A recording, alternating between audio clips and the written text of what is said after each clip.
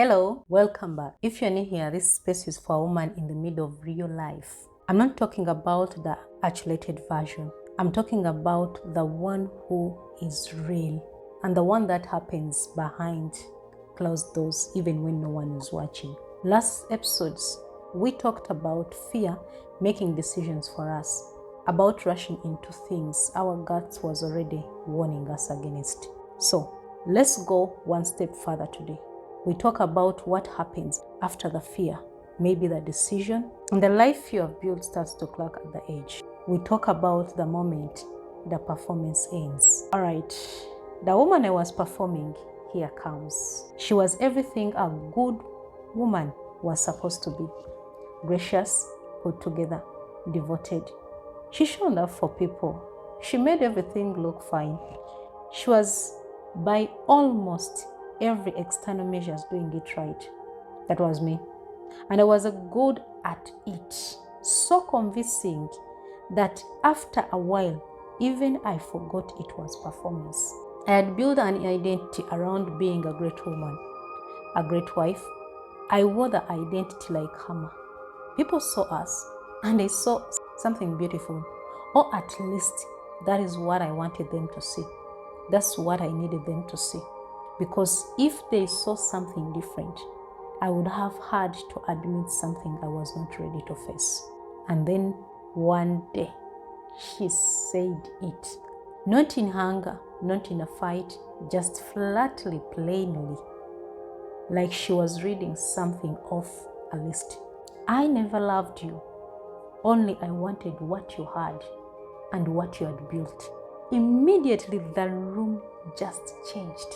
The world just quickly rearranged itself into a before and an after. Before those words and after them. Before I had been performing, and the performance felt like something. It felt like a purpose, like safety. If I was good enough, devoted enough, maybe present enough, it would be enough. After those words, the performance had no audience anymore. And I did not know who I was without it. That is the part nobody prepares you for.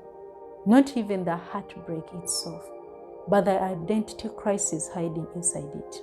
The terrifying question that surfaces when the role you have been playing is suddenly taken from you. Who I am? Who was I before all of this? Am I even still someone? I went quiet. Not that peaceful kind of quiet, but the kind that swallows you all. The kind where you are present in a room, but not really there. Where you smile at the right moment and say the right things and disappear inside yourself a little more each day. And that silence. When I talk about that silence, that particular, the heavy silence was its own decision.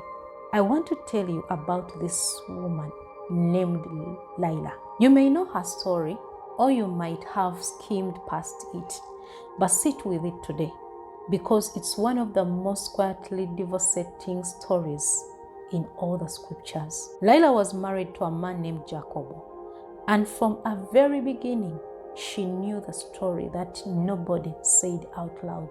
He did not close her.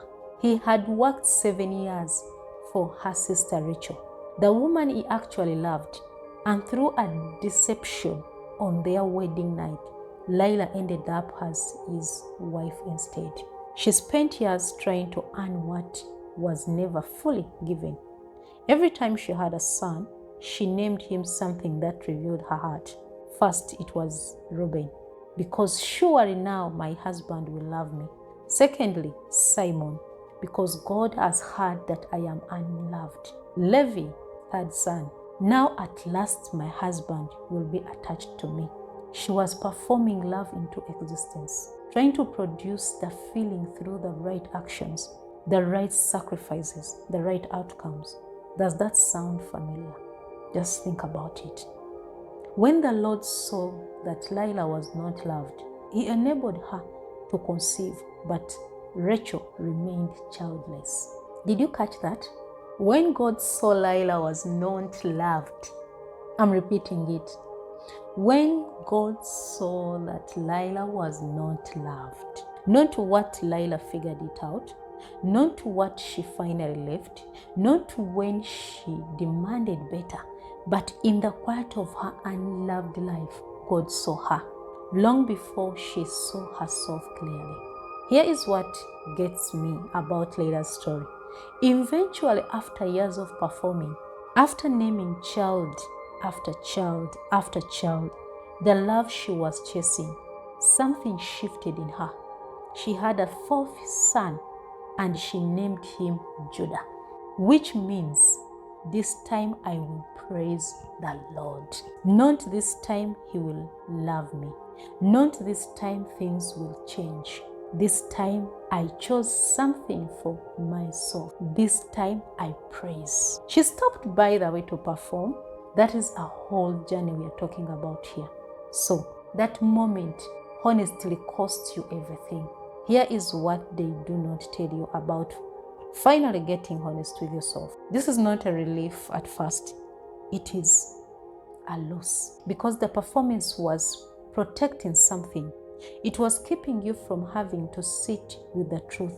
And when you finally stop, when you finally let yourself be still and be honest with yourself, everything you are protecting yourself from comes rushing in.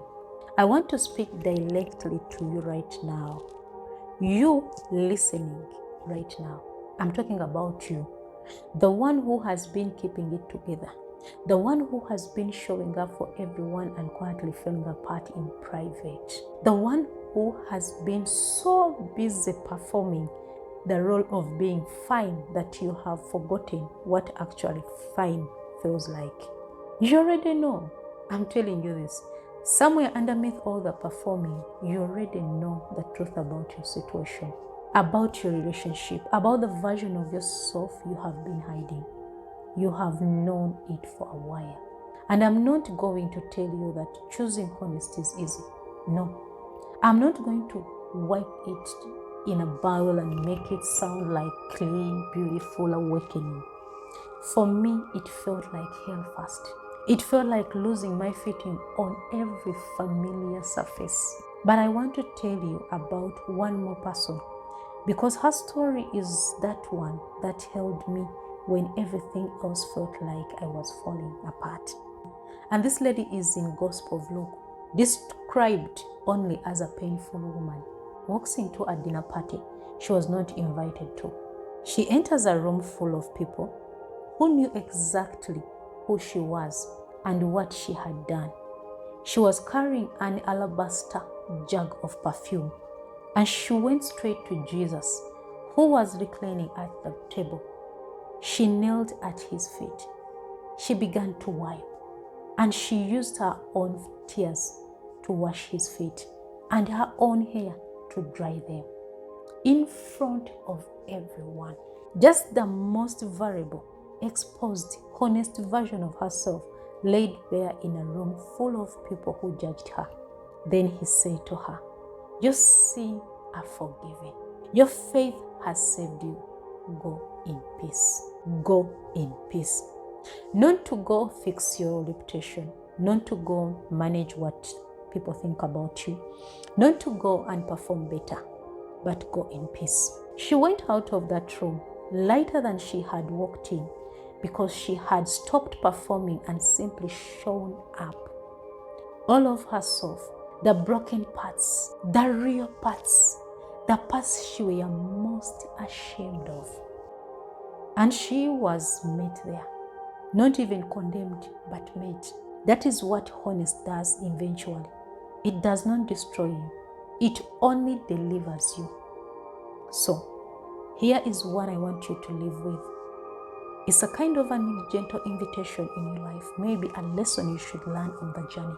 Because becoming her again is not an easy journey, but it takes you to be honest with yourself. And please sit with them, meditate upon them, let them work for you.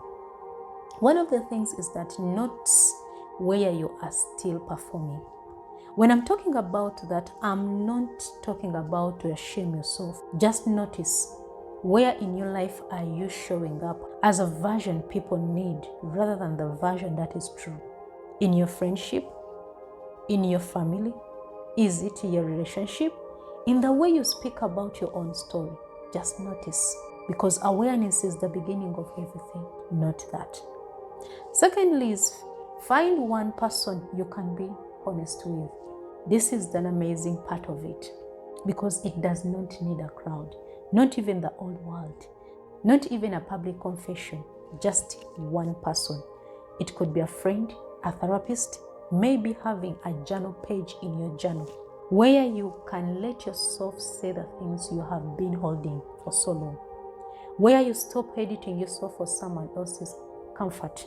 Even one moment of real honesty has a way of loosening the glimpse of the performance. And this is what Reclaim Session is. No agenda, just you and one other person talking 60 minutes where you are not performing, not even managing how you come across, not slinking the story to make it easier for someone easy to hear. You just talk, and somewhere in that talking, something loosens. Something you have been carrying quickly starts to have a little less weight. If that sounds like something you need, the link to book a Reclaim Session is in the description. Come as you are. Let's walk the journey together. Number 3, ask yourself what Lila actually asked. Not what do I have to do to make this person love me. Not how to fix this situation, but simply what is mine to praise right now in the midst of this. What is still good? What is still true about me, even here, even in this moment? The question is not denial. It is the beginning of reclaiming yourself. So when you reclaim yourself, this is where the performance starts to fade and you can start reset now. So here is what I want you to take home or to take away from today's episode. The moment you stop performing is not the moment you fall apart, but it's the moment you begin. It might look like falling apart from the outside. The silence might flatten you. The rawness might feel unbearable. People might not understand why you have even changed. But something is happening in the silence. Something true is being built. Layla stopped performing and found her own praise.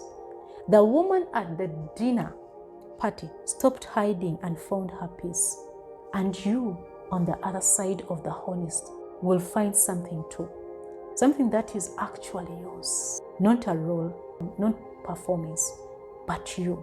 The all real, honest, still standing woman. Thank you for trusting this space, because here it's real story, really you, unpolished one, to learn on the journey of becoming her again. Thank you for sitting with something heavy today. You are not performing here, and you never have to. I'll see you in the next episode.